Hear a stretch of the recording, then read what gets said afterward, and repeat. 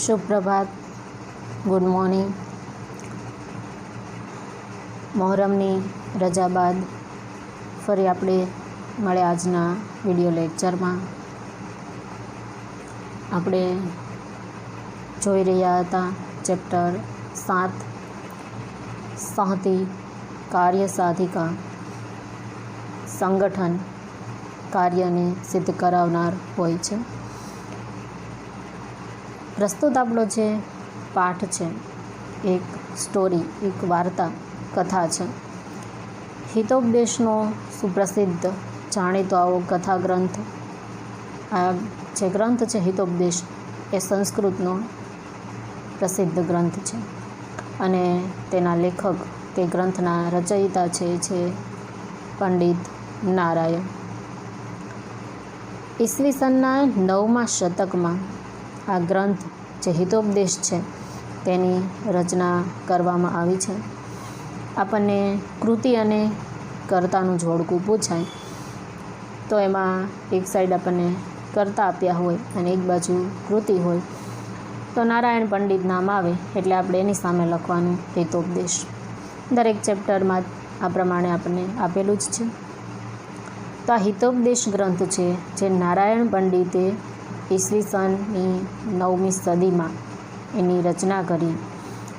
આ ગ્રંથ છે એ નીતિબોધ આપે, એમાં એવી બધી વાર્તાઓ છે કે જેના દ્વારા આપણને નીતિ ખબર પડે।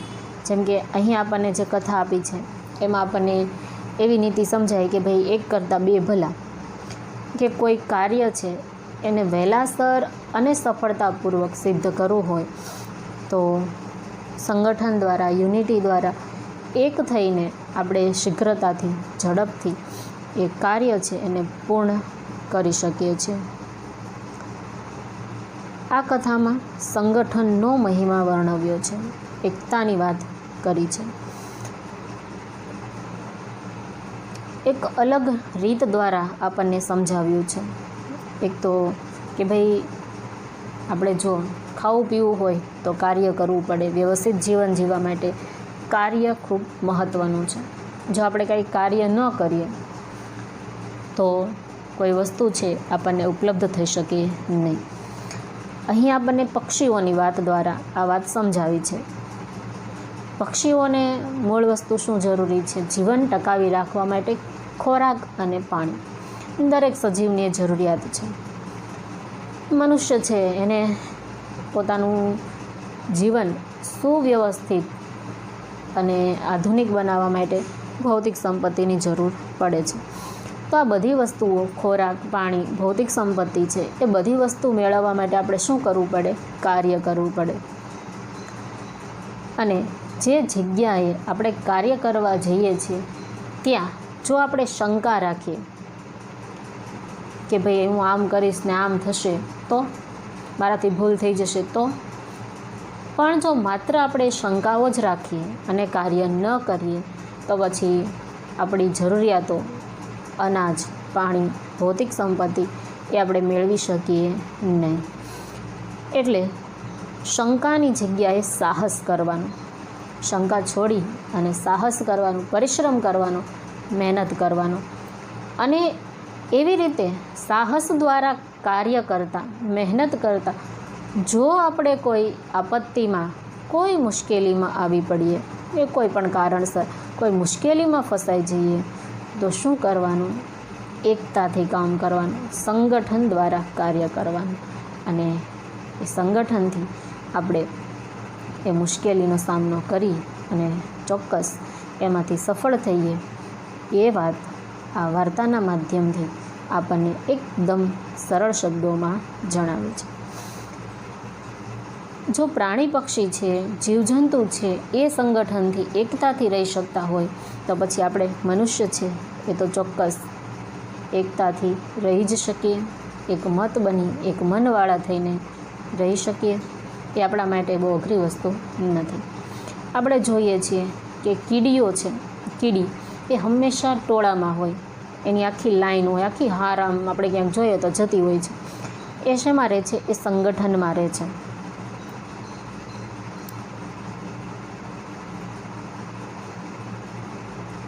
કીડીઓ સમૂહમાં રહે છે.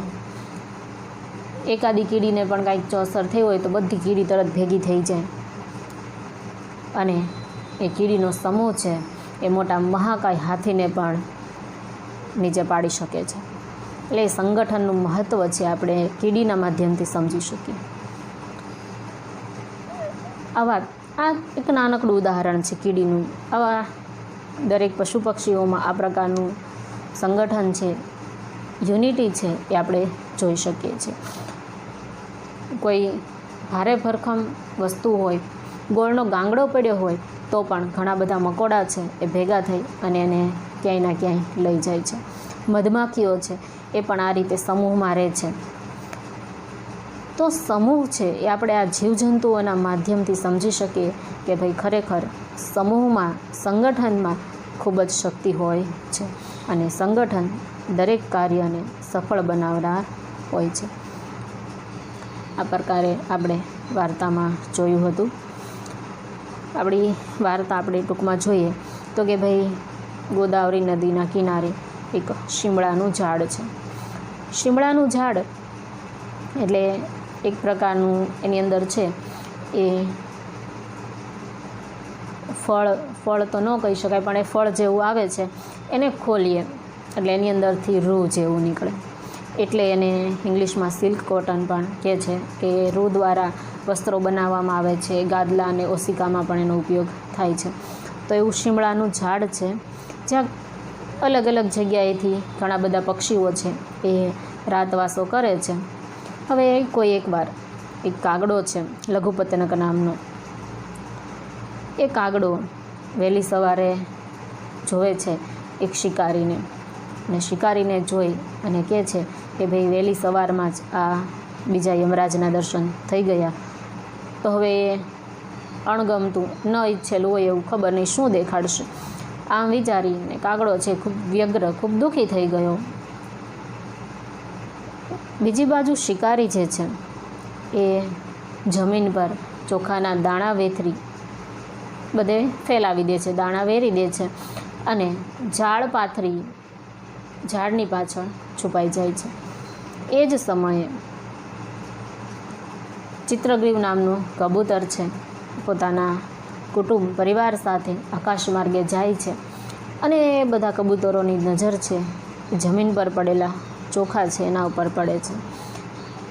ચોખાના દાણા જોઈ અને કબૂતરોને લાલચ જાગે છે કે ભાઈ આપણે આ ચોખાના દાણા છે એ ખાઈએ.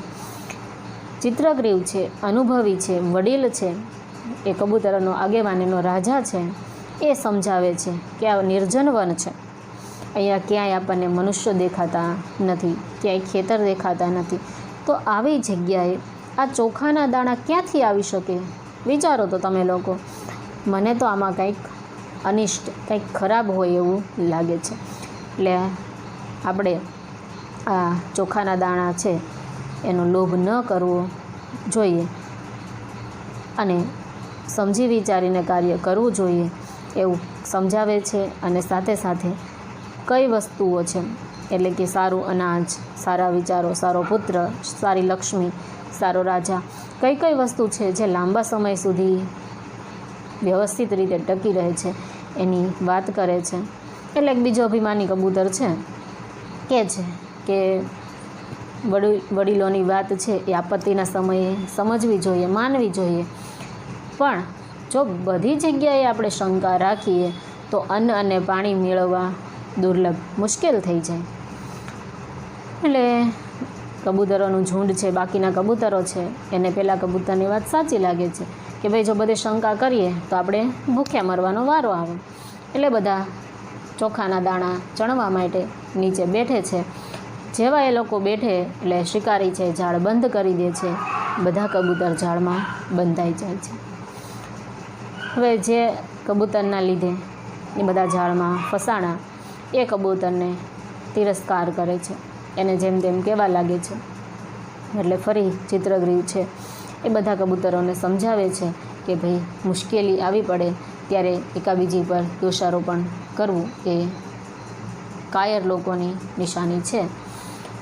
એટલે હવે આ પરિસ્થિતિમાં તમે બધા મારી વાત સાંભળો હું કહું એમ કરો. બધા એક મનવાળા થઈ એક સાથે આ ઝાડ લઈને ઉડી જઈએ. એટલે પહેલી વાર ચિત્રગૃહની વાત ન માની ને બધા ઝાડમાં ફસાયા. હવે ફરીવાર એ વડીલની વાત, ચિત્રગૃહની વાત બધા માને છે અને એક સાથે ઝાડ લઈને ઉડે છે. શિકારી કબૂતરોને ઝાડ સાથે ઉડતા એમની પાછળ દોડે છે, પણ એ લોકો ઉડી જાય, હાથમાં આવતા નથી. એટલે શિકારી પાછો ફરે છે. શિકારી પાછો ફરે એટલે ચિત્રગૃહ કબૂતરોને કહે છે કે આપણે બધા મારા મિત્ર મૂષકરાજ પાસે જઈએ, એ આપણને આ બંધનમાંથી, આ ઝાડમાંથી મુક્ત કરાવશે. બધા લોકો ઉડતા ઉડતા મૂષકરાજ પાસે જાય છે. એ મૂષકરાજ ઉંદર પોતાના તીક્ષ્ણ ધારદાર દાંત વડે દરેકની ઝાડ છે કાપી અને ઝાડમાંથી મુક્ત કરે છે.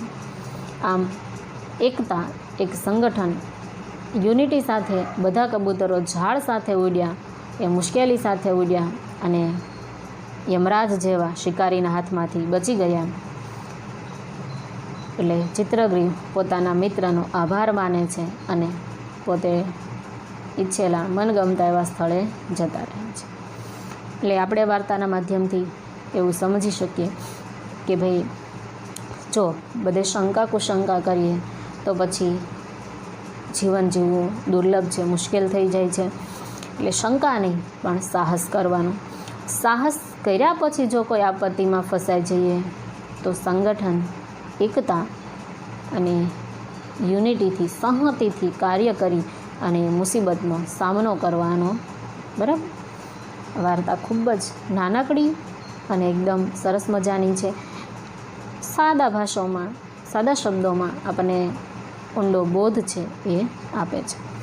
આપણે જોઈએ શબ્દાર્થ.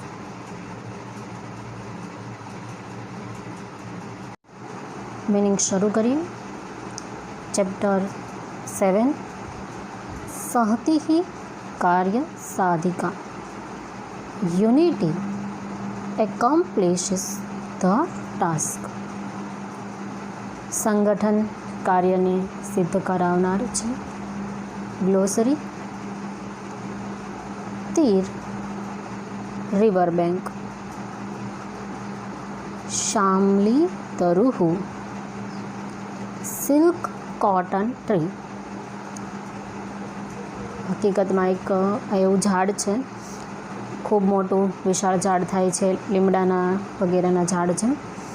એમાં એક લંબગોળ બોક્સ જેવું હોય છે અને બોક્સની અંદરથી કોટન નીકળે છે, પણ એ હોય છે કેવું સિલ્કી, એટલે એને સિલ્ક કોટન ટ્રી પણ કહે છે. સમાગતા હુ કેમ. રાત્રો એટ નાઇટ. પ્રભાત કાલે ઇન ધ મોર્નિંગ. કૃતાંતમ ઇવ દ્વિતીયમ like the second other god of death. પેલા જે મૃત્યુના દેવ છે એ યમરાજ છે, પણ અહીંયા શિકારીને પણ એ યમરાજ જેવો કહ્યો છે, એટલે દ્વિતીય યમરાજ એ રીતે દર્શાવ્યું છે. અટંતમ વન્ડરિંગ.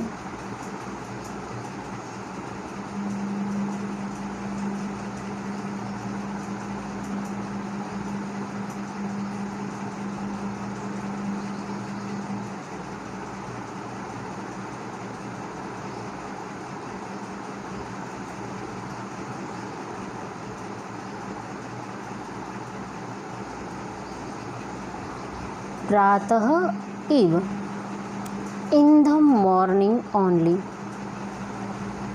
પ્રભાતકાલ ને પ્રાતર બંને શબ્દ છે એ મોર્નિંગ દર્શાવે છે. અનિષ્ટ દર્શનમ સાઇટ ઓફ ધ ઇનઓપિશિયસ.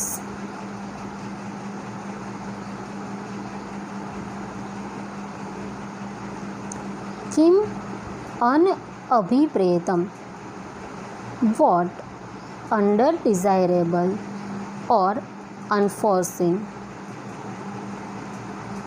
व्याकुलः unhappy व्याधः hunter तण्डुलकणान् rice grains विकीर्य having scattered विस्तीर्णम स्प्रेड पृष्ठभागे behind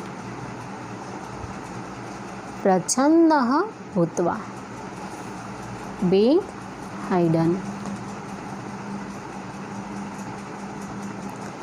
कपोतराजः the king of pigeons गगने in the sky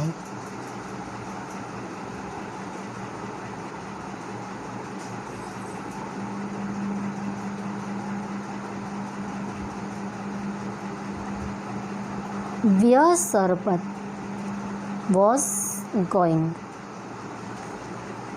Bhumo on the ground Lubdaha greedy निर्जने वने इन लॉनली फॉरेस्ट तन्निरूप्यताम सो थिंक वेल भद्रम गुड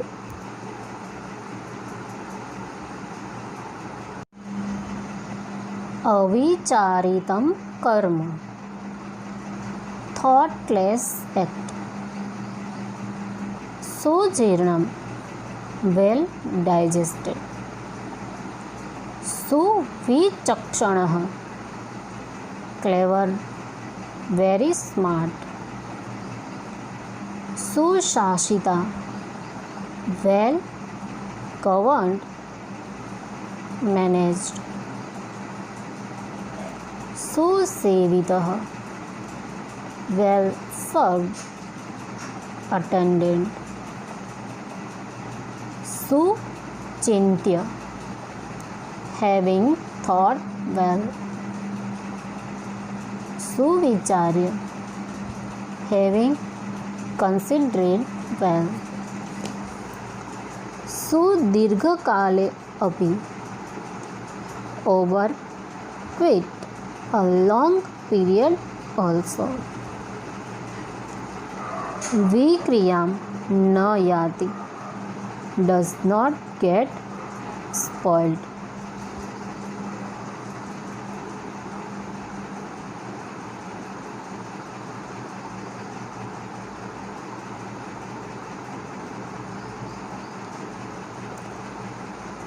सदर्पम proudly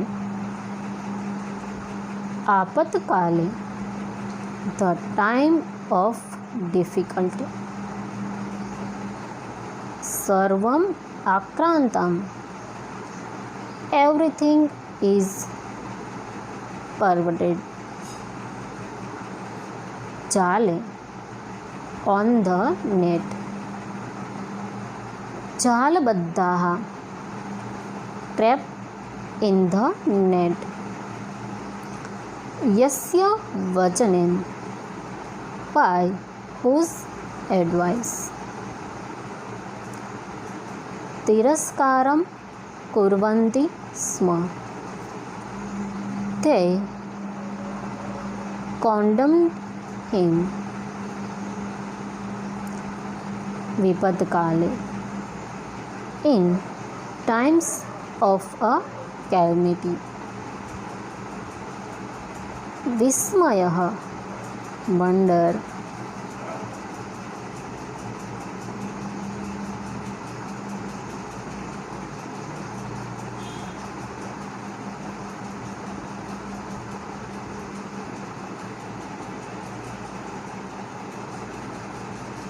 कापुरुष लक्षणम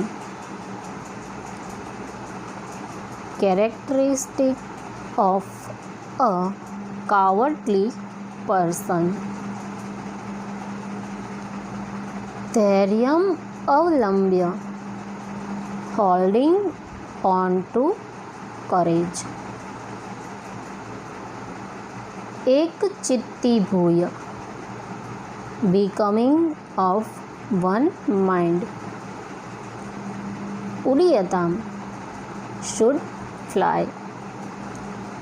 सहतिः, union. कार्यसाधिका, one who achieves the goal. गुणत्व आपन्नेः तृणेः, with the blades of grass that have assumed the form of rope. એટલે નાની નાની સળીઓ છે, ઘાસ આવે એને જોડી અને એનું દોરડું બનાવવામાં આવે. મતદંતિનઃ, intoxicated elephants.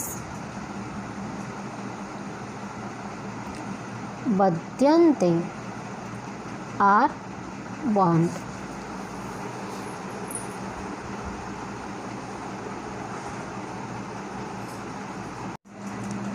उत्पतिताः, flew.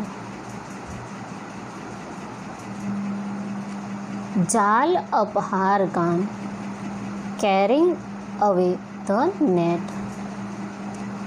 पश्चात, after. सुदूरम, far off. लुब्धकम, the hunter.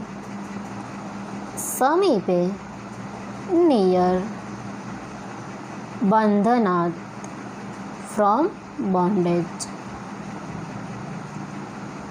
मुक्तकान्, free.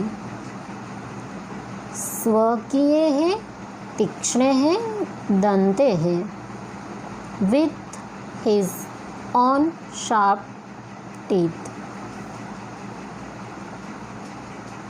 छिन्नानि, were cut.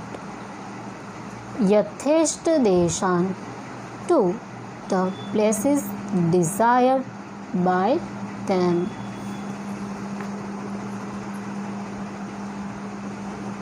હતા ચેપ્ટર 7ના શબ્દાર્થ. તમે લોકો હોમવર્ક છે એ બધા સમયસર કરો જ છો. ફેરબુક પણ સમયસર પૂર્ણ કરતા રહેજો. જેમ જેમ પાઠ પૂરા થાય એમ એમ એના પ્રશ્નો છે સ્વાધ્યાયનો એ ફેરબુકમાં લખતા રહેજો. જો સાથે નહીં કરો તો બધું એકસાથે ભેગું થઈ જશે અને પછી તમને પૂર્ણ કરવાનો સમય પણ વ્યવસ્થિત નહીં મળે અને ઉતાવળે આંબા ન પાકે. બરાબર? એટલે બધી જગ્યાએ ધીરજના ફળ મીઠા એ કહેવત સાચી ન પડે. ક્યારેક ઉતાવળને આંબા ન પાકે એવું પણ બની શકે. એટલે આ વસ્તુ એવી છે જ્ઞાનની, વિદ્યાની બાબત, ભણવાની બાબત કે તમે સમયસર કરતા રહ્યો તો એ સારી રીતે યાદ રહી શકે. આજનું હોમવર્ક છે એમાં આપણા 7મા પાઠના સ્વાધ્યાયનો પ્રશ્ન 1 છે MCQ, એ આપણે ટેક્સ્ટબુકમાં જ ઠીક કરવાના છે. એના એકવાર જવાબ છે હું તમને બોલી જાઉં છું. બરાબર? પ્રશ્ન 1, પ્રભાતકાલે વાયસઃ કમ अपश्यत्. बी, व्याधम. सेकेंड क्वेश्चन, गगने कः सपरिवारः व्यसर्पत्. सी, चित्रग्रीवः. थर्ड क्वेश्चन, विपत्काले किं करणीयम्. डी, धैर्यस्य अवलम्बनम्. क्वेश्चन 4, तृणे गुणत्वम् आपन्नेः के बध्यन्ते. ए, मतदन्तिनः. क्वेश्चन 5, मूषकराजेन કપોતાનાં બંધનાની કેન છિન્નાની એ દંતેઃ. આગળનો ક્વેશ્ચન 6. સહ તીક્ષ્ણે દંતેઃ જાલમ ખાલી જગ્યા પ્રાયતત સી છેતુમ. ક્વેશ્ચન 7. વયમ પદશબ્દસ્ય એકવચનમ કિમ? એ અહમ. જો ક્વેશ્ચન 6ના આન્સર તમે જોશો એટલે તમને ખ્યાલ આવી જશે આગળ ભણશું ત્યારે કે કૃદંતનો રોગ છે અને આપણે સર્વનામ કરી લીધા છે, ભણી ગયા છીએ. એટલે ક્વેશ્ચન 7માં ખ્યાલ આવશે કે ભાઈ અહમ, વયમ, આવામ, ત્વમ, સહ, તો આ બધા છે ને છે સર્વનામ વિભક્તિના રૂપો. એટલે દરેક વસ્તુ છે એ આપણે એક સાથે ઉપયોગી બને છે. જોઈએ આગળનો ક્વેશ્ચન 8.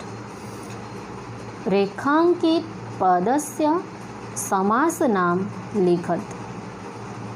વ્યાધેન તંડુલકણાન વિકીર્ય જાલમ વિસ્તીર્ણમ. એ ષષ્ઠી તત્પુરુષ. આપણે સમાસ ભણવાના બાકી છે, ટૂંક સમયમાં એ પણ જોઈશું.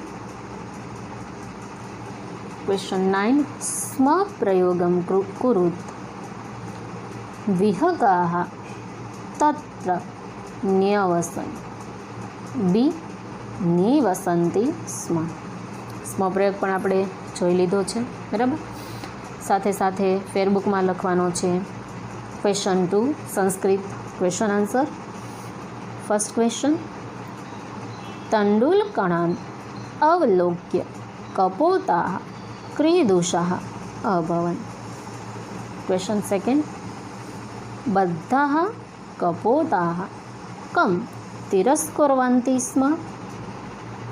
Third question. અલ્પાનાં વસ્તુનાં સંહતિઃ ક્રીદુષી ભવતિ. ક્વેશ્ચન 4. જાલેન સહ ઉત્પતિતાઃ વિહગાઃ કુત્ર ગચ્છન્તિ. And last question. ભૂતલે શંકાભિઃ કિમ આક્રાંતમ ભવતિ. તો આ બંને ક્વેશ્ચન છે. ફર્સ્ટ ક્વેશ્ચન તો ટેક્સ્ટમાં જ રાઈટ આન્સર ટીક કરવાના છે. સેકન્ડ ક્વેશ્ચન છે સંસ્કૃત ક્વેશ્ચન આન્સર, ફેરબુકમાં લખવાના છે. આગળ મળીશું ત્યારે જોઈશું ચેપ્ટર 7નું ભાષાંતર, ટ્રાન્સલેશન અને બાકીના ક્વેશ્ચન કયા હોમવર્કમાં ફેરમાં લખવાના છે એ જોઈશું. ત્યાં સુધી ટેક કેર, બાય બાય.